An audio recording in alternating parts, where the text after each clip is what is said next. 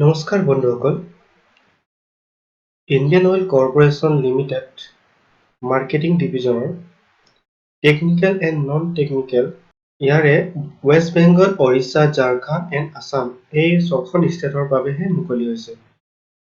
আহকচোন আমি কি পোষ্ট মুকলি চাওঁ। আমি চাওঁ অসমৰ বাবে দিয়া আছে পোষ্ট নম্বৰ 53। ইয়াত ট্ৰেড এপ্ৰেণ্টিছ ফিটাৰৰ বাবে দিয়া আছে আৰু electrician, electronics mechanical, instrumental mechanic, apprentice machinist, mechanical, electrical, instrumentation, civil, electrical, electronics, trade apprentice electronic, trade apprentice data entry operator ফ্ৰেচাৰ্ছৰ বাবে যোনসকলে ফ্ৰেচাৰ্ছ সেইটো এপ্লাই কৰিব পাৰিব। আৰু ট্ৰেড এপ্ৰেণ্টিছ ৰিটেইল চেলছ এছ'চিয়েশ্যনৰ বাবে ফ্ৰেচাৰ বিচৰা হৈছে, ফ্ৰেচাৰ এপ্লাই কৰিব পাৰিব। আৰু trade apprentice data entry operator skill certificate holder যোনসকলৰ চাৰ্টিফিকেট আছে, ডিপ্ল'মা চাৰ্টিফিকেট, তেওঁলোকৰ বাবেও দিয়া হৈছে ডাটা এণ্ট্ৰি অপাৰেটৰ। আৰু trade apprentice retail sales association skill certificate holder যোনসকলৰ স্কিল চাৰ্টিফিকেট হোল্ডাৰ আছে সেইসকলৰ বাবেও পোষ্ট মুকলি কৰা হৈছে। ইয়াৰে পোষ্টসমূহ এনেধৰণৰ ট্ৰেডৰ ফিটাৰ, ইলেক্ট্ৰনিক এই টোটেল পোষ্ট আছে 43টা।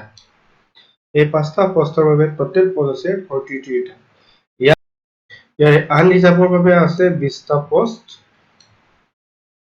তাৰ পাছত ইকনমিকেল উইকেৰ সেকশন বা EWS ৰ বাবে আছে 4টা পোষ্ট। ইয়াৰ বাবে ST ৰ বাবে আছে 3টা ৰিজাৰ্ভেশ্যন পোষ্ট আৰু ST ৰ বাবে আছে 5টা পোষ্ট। আৰু OBC NCL ৰ বাবে আছে 11টা পোষ্ট। PWBD ৰ বাবে কোনো ধৰণৰ পোষ্ট ৰিজাৰ্ভেশ্যন নাই। তেনেকৈ মেকানিকেল, ইলেক্ট্ৰিকেল, ইনষ্ট্ৰুমেণ্ট আৰু চিভিল ডিপ্ল'মাৰ বাবে টোটেল পোষ্ট আছে 72টা। 72টা পোষ্ট আছে টোটেল। ইয়াৰে আনৰিজাৰ্ভ কেটেগৰীত আছে 33টা আৰু EWS সেকশন আছে ইকনমিকেল 7টা পোষ্ট। ইয়াৰে SC ৰ বাবে 5টা পোষ্ট আৰু ST ৰ বাবে আছে 8টা পোষ্ট আৰু OBC NCL ৰ বাবে আছে 19টা পোষ্ট। ইয়াতো কোনো ধৰণৰ PW কেণ্ডিডেটৰ বাবে পোষ্ট ৰিজাৰ্ভেশ্যন নাই। ইয়াৰে ডাটা এণ্ট্ৰি সেকশনৰ বাবে প্ৰত্যেকটোৱে টোটেল পোষ্ট আছে, এটাকে পোষ্ট আছে। এই গোটেইটোৰ বাবে টোটেল এটা পোষ্ট আছে। ইয়াৰে আনৰিজাৰ্ভ কেটেগৰীটো এটাই পোষ্ট, কোনো ধৰণৰ ৰিজাৰ্ভেশ্যন নাই দিয়া। এতিয়া চাওঁ আমি এডুকেশ্যন কোৱালিফিকেশ্যন কি এলিজিবিলিটি ক্ৰাইটেৰিয়া আমি চাওঁ। ক্ৰাইটেৰিয়া কোড নম্বৰ হৈছে 01, 14, 27, 40 আৰু 53। এই ট্ৰেড এপ্ৰেণ্টিছ ফিটাৰৰ বাবে এই কোডৰ বাবে আমাক লাগিব মেট্ৰিক পাছ কৰাব লাগিব, লগতে regular full time ITI fitter certificate থাকিব লাগিব। কোৰ্চ কোনো এটা ৰিকগনাইজ ইনষ্টিটিউট বা কিবা NCBT বা SCBT ৰিকগনাইজ হ'ব লাগিব। NCBT মানে হৈছে আপোনালোকৰ national council for vocational training. এই ফুল ফৰ্মটো হৈছে NCBT ৰ ফুল ফৰ্মটো হৈছে national council for vocational training. ইয়াত আপোনালোকৰ ৰিকগনাইজ হ'ব লাগিব। আৰু SCBT মানে হৈছে আপোনালোকৰ state council for vocational training. CBT মানে হৈছে state council for vocational training. এইটো ষ্টেটৰ দ্বাৰা ৰিকগনাইজ হ'ব লাগিব, গভৰ্ণমেণ্ট অফ ইণ্ডিয়াৰ ৰিকগনাইজ হ'ব লাগিব। তাৰে কোড নম্বৰ 02 পৰা 54 লৈ আছে ইলেক্ট্ৰনিক্স কোড। এই ইলেক্ট্ৰনিক্স এপ্ৰেণ্টিছৰ বাবে আপোনালোকৰ সেম পোষ্ট লাগিব মেট্ৰিক পাছ কৰা হ'ব লাগিব আৰু ফুল টাইম ইলেক্ট্ৰিচিয়ানৰ কোৰ্স ৰিকগনাইজ হ'ব লাগিব কোনো এটা ইনষ্টিটিউটত তেনেদৰে কোড নম্বৰ 03 16 29 42 আৰু 55 এই কোড হৈছে ইলেক্ট্ৰনিক এণ্ড মেকানিকেল কোড এই মেকানিকেল কোড বাবে সেম লাগিব আপোনালোকক মেট্ৰিক পাছ কৰা হ'ব লাগিব আৰু ৰেগুলাৰ ফুল টাইম ITI কৰা হ'ব লাগিব এনেদৰে পোষ্ট নম্বৰ 04 17 30 43 আৰু 56 এই ট্ৰেড হৈছে ইনষ্ট্ৰুমেণ্ট এণ্ড মেকানিক ইয়াৰ বাবে আপোনালোকে মেট্ৰিক পাছ কৰা হ'ব লাগিব আৰু regular full time ITI certificate থাকিব লাগিব আৰু কোড নম্বৰ হৈছে 05 18 31 44 আৰু 57 এই ট্ৰেড এপ্ৰেণ্টিছ হৈছে মেকানিষ্ট ইয়াৰ বাবে আপোনালোকে matric with regular full time ITI certificate থাকিব লাগিব নেক্সট হৈছে 6 নম্বৰ কোড নম্বৰ হৈছে 6 19 32 45 আৰু 58 এই কোডৰ এপ্ৰেণ্টিছ হৈছে মেকানিকেল এই মেকানিকেল আপোনালোকে 3 বছৰৰ ডিপ্লোমা থাকিব লাগিব মেকানিক ইঞ্জিনিয়াৰিঙত কোনো ধৰণৰ institute university with minimum 50% mark general candidate হ'ব লাগিব আৰু ইয়াৰে EWS economical weaker section and OBC কেণ্ডিডেটৰ বাবে 45% 50% মাৰ্ক আপোনালোকৰ জেনেৰেল ইকনমিকেল উইকাৰ সেকশন আৰু OBC কেণ্ডিডেটৰ বাবে minimum 50% মাৰ্ক লাগিব তাৰে ST আৰু SC কেণ্ডিডেটৰ বাবে 45% মাৰ্ক হলে আপোনালোকে পোষ্টৰ বাবে এপ্লাই কৰিব পাৰিব 12 25 38 51 আৰু 64 এই ট্ৰেড হৈছে আপোনালোকৰ ডাটা এন্ট্ৰি অপাৰেটৰ ফ্ৰেছাৰ্ছ এপ্ৰেণ্টিছৰ বাবে এই ফ্ৰেছাৰ্ছ এপ্ৰেণ্টিছৰ আপোনালোকে non graduate with 12 pass qualification ইয়াৰ পৰা আপোনালোকে গ্ৰেজুৱেট নহলে হ'ব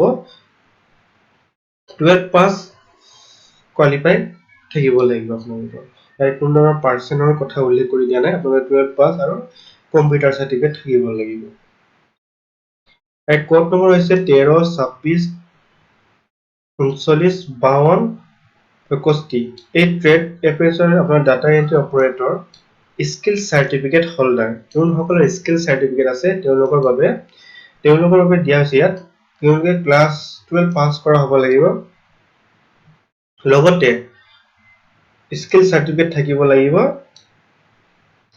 ডাটা এন্ট্ৰি অপাৰেটৰৰ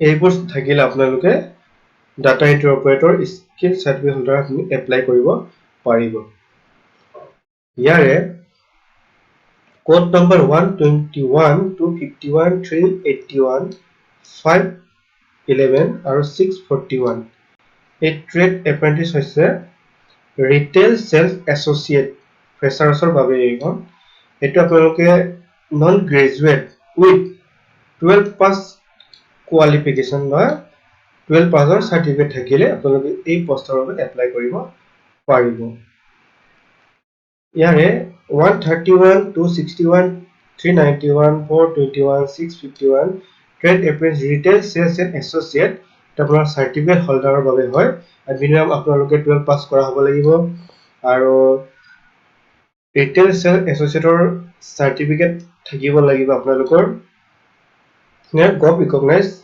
ইনষ্টিটিউটৰ পৰা আৰু ইয়াত most important এটা দিয়া হৈছে 17 নম্বৰত for all discipline code that কি দিয়া আছে the prescribed qualification for 12 graduate diploma holder should be from a recognized board university institute a regular full time course in the relevant trade discipline আপুনি যিমান কিনি বছৰ ইয়াত দিয়া হৈছিল কোৱালিফিকেশ্যন আপোনালোকৰ হেতু ৰেগুলাৰ হ'ব লাগিব আৰু কোনো এটা board university institute ৰিকগনাইজ হ'ব লাগিব ইয়াত 19 নম্বৰত দিয়া হৈছে কি আপোনালোকৰ যিমান কিনি ITI সাৰ্টিফিকেট দিব এই সাৰ্টিফিকেট আপোনালোকৰ NCBT আৰু SCBT ৰিকগনাইজ হ'ব লাগিব, তেতিয়াহে আপোনালোকক কনচিডাৰ কৰা হ'ব এই পষ্টসমূহৰ বাবে।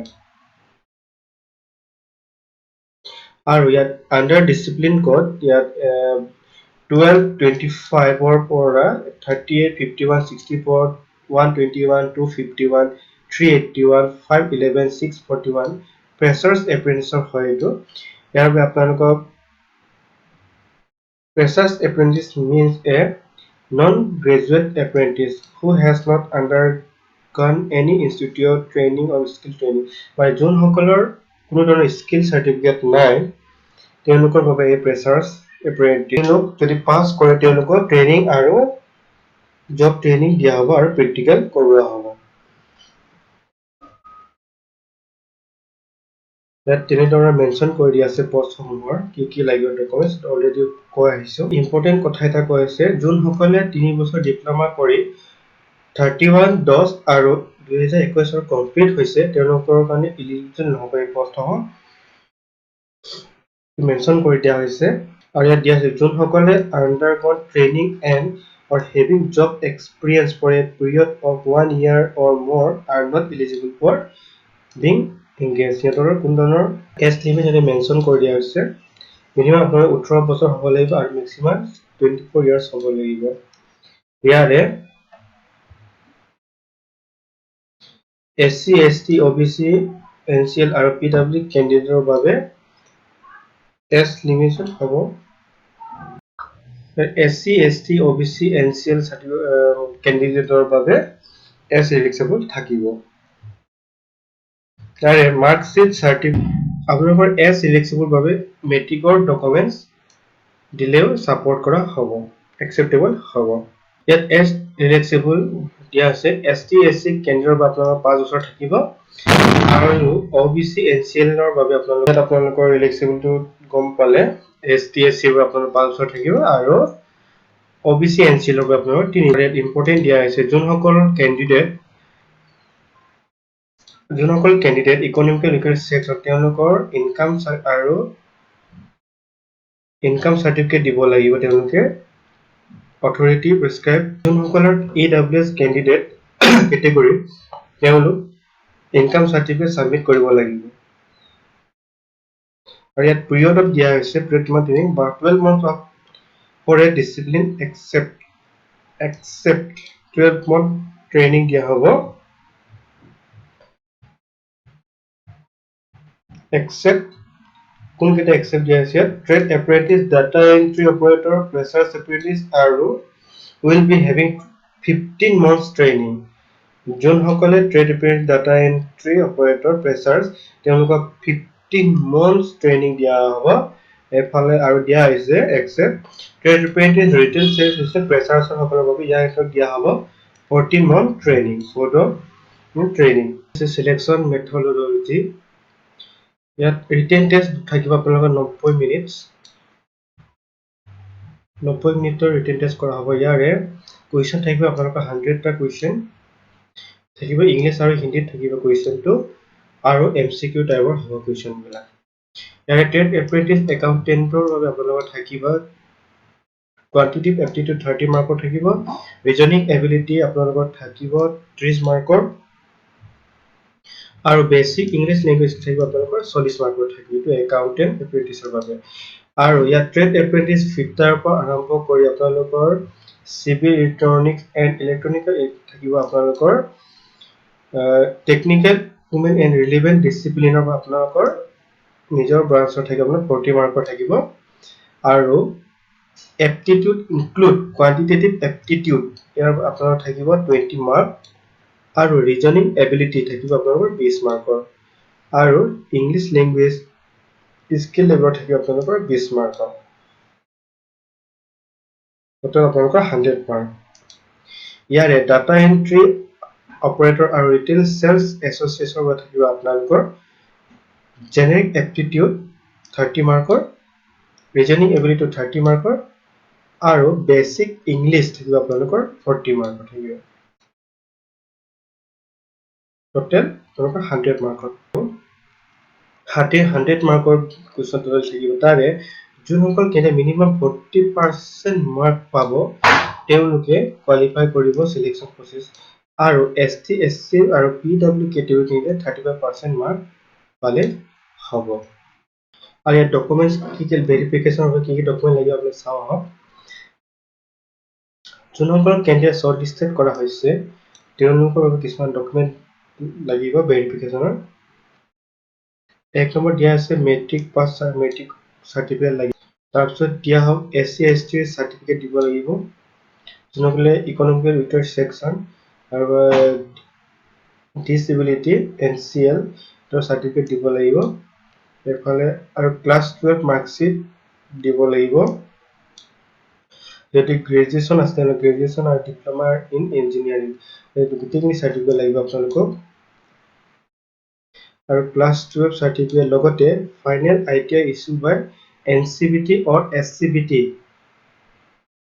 Graduation diploma certificate issue by receptive board authority certificate লাগিব আপোনালোকক the polytechnic school college institute from where the candidate purchase his her class 12 হেতৰ কলেজ ফালৰ পৰা দিয়া সাৰ্টিফিকেট লাগিব if applicable যদি দৰকাৰ হয় আৰু ইয়াত কিছুমান আৰু সাৰ্টিফিকেট উল্লেখ কৰি দিয়া হৈছে any other certificate as specified মানে যদি মেনশন কৰে আপোনালোকক ভেৰিফিকেশন ডকুমেন্ট দৰকাৰ candidate meet এটা ওয়েবসাইট যাব লাগিব www.iocl.com ইয়াত গৈ আপোনালোক কেৰিয়াৰত ক্লিক কৰিব লাগিব কেৰিয়াৰত গৈ আপোনালোক এপ্ৰেন্টিছ ক্লিক কৰিব লাগিব এপ্ৰেন্টিছ গৈ আপোনালোক engage to technical and non technical apprentice eastern region marketing ডিভিজনটো ক্লিক কৰিব লাগিব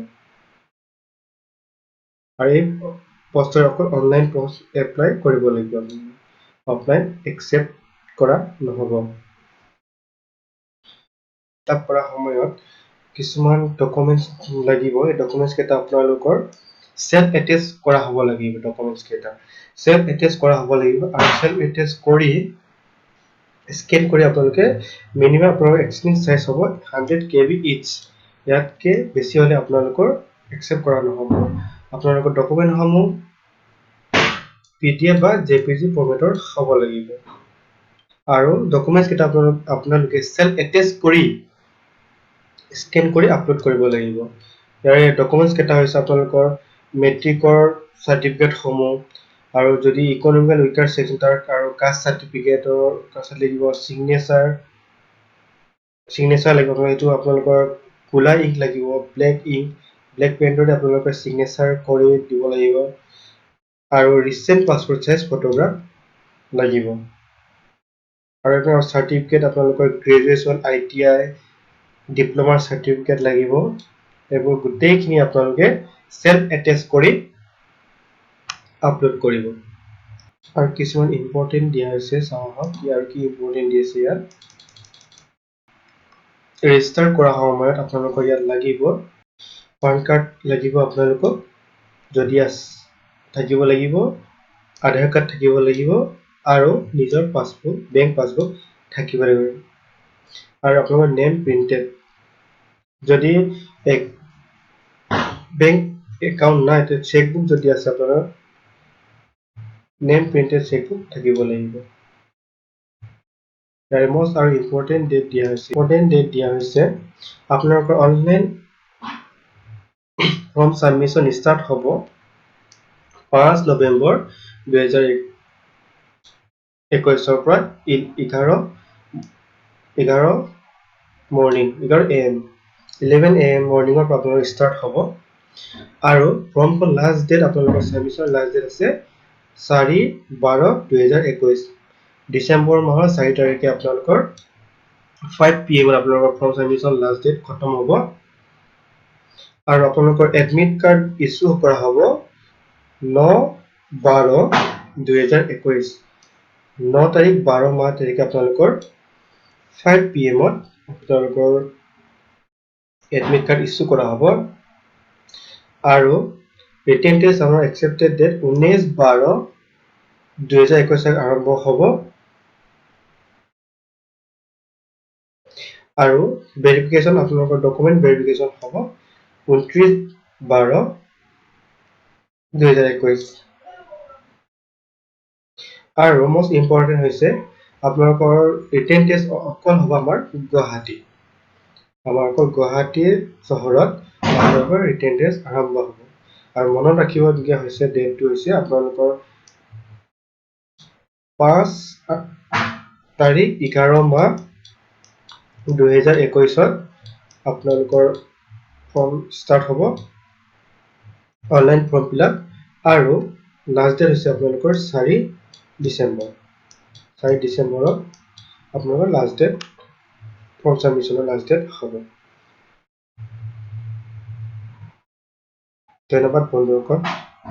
আপোনালোকে যদি ভিডিঅ'টো ভাল লাগিছে ছাবস্ক্ৰাইব আৰু লাইক কৰিব নাপাহৰিব, আৰু যদি ক'ৰবাত ভুল হৈছে কমেণ্ট বক্সত লিখি দিব, শুধৰাবলৈ চেষ্টা কৰিম।